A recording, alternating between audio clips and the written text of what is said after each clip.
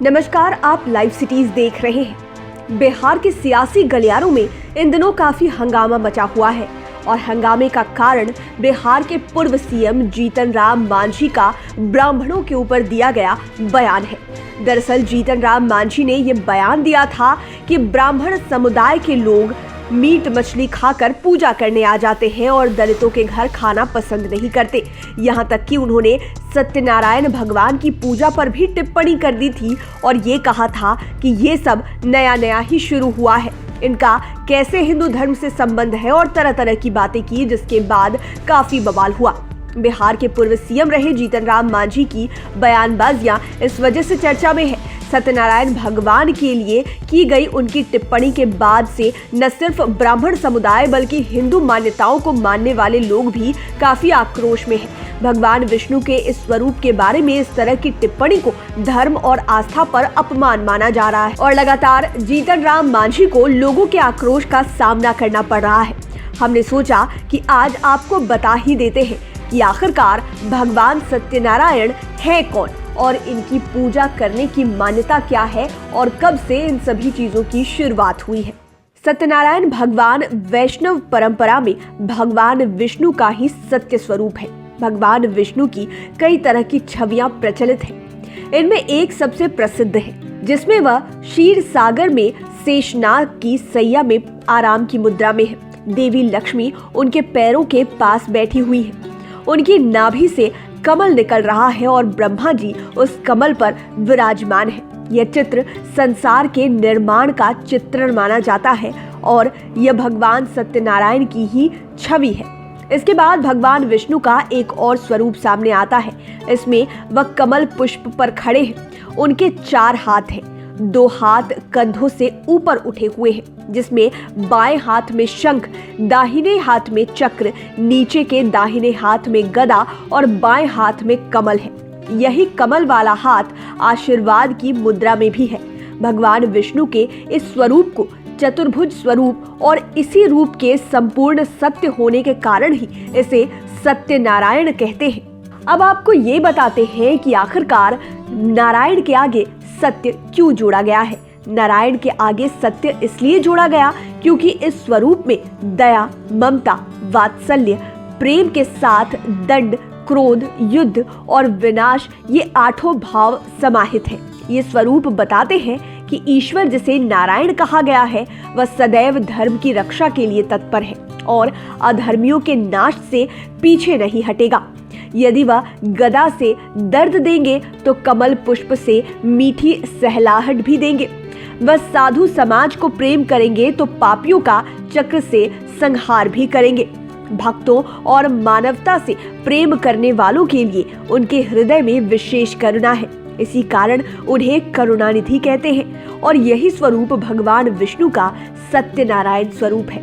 अब सवाल ये खड़े होते हैं कि आखिरकार इस स्वरूप के दर्शन किसने किए और इसे जाना किसने। इसे लेकर स्कंद पुराण में कथा है।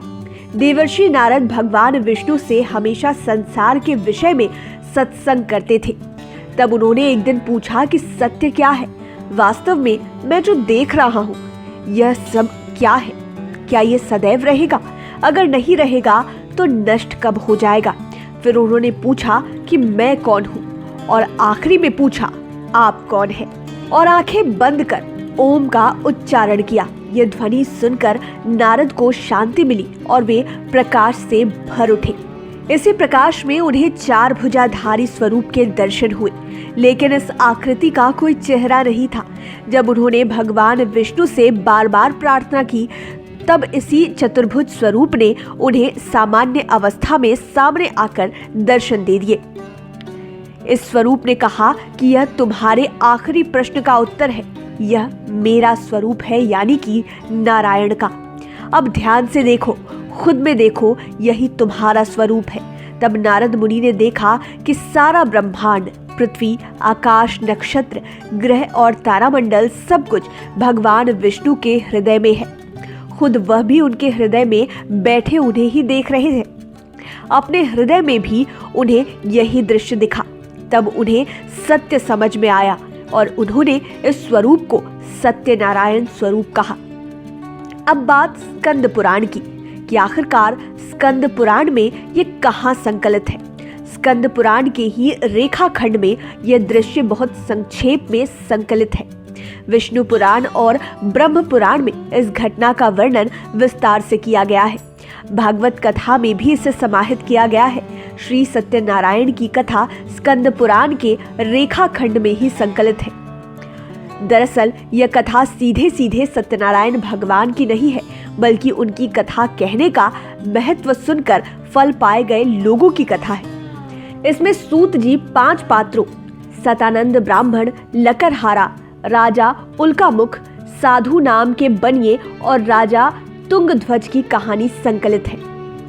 अंत में आपको बताते हैं कि आखिरकार भगवान सत्यनारायण की कथा क्या है। कथा की शुरुआत ही यहाँ से होती है कि एक बार शौनक महर्षि सूत से पूछते हैं कि इंसान को इच्छा पूर्ति और उसके बाद स्वर्ग का सुख पाने के लिए अपने जीते जी क्या करना चाहिए। यहाँ पर जवाब में सूत जी भी शौनक ऋषि को एक कहानी सुनाते हैं। महर्षि सूत ऋषि शौनक को बताते हैं कि ऐसा ही सवाल एक बार महर्षि नारद ने भगवान विष्णु से किया था। इसके जवाब में नारद जी को भगवान विष्णु ने एक कथा सुनाई थी।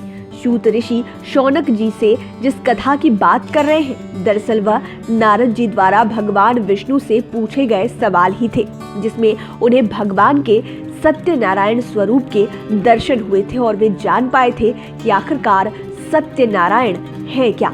उम्मीद है अब आप समझ पाए होंगे कि हिंदू धर्म में सत्यनारायण पूजा की क्या अहमियत है।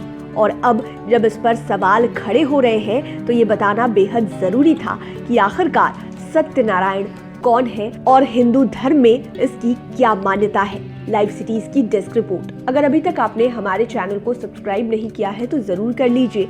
ये वीडियो फेसबुक पर देख रहे हैं तो पेज को लाइक करें, साथ ही साथ हमें ट्विटर पर जरूर फॉलो करें। धन्यवाद।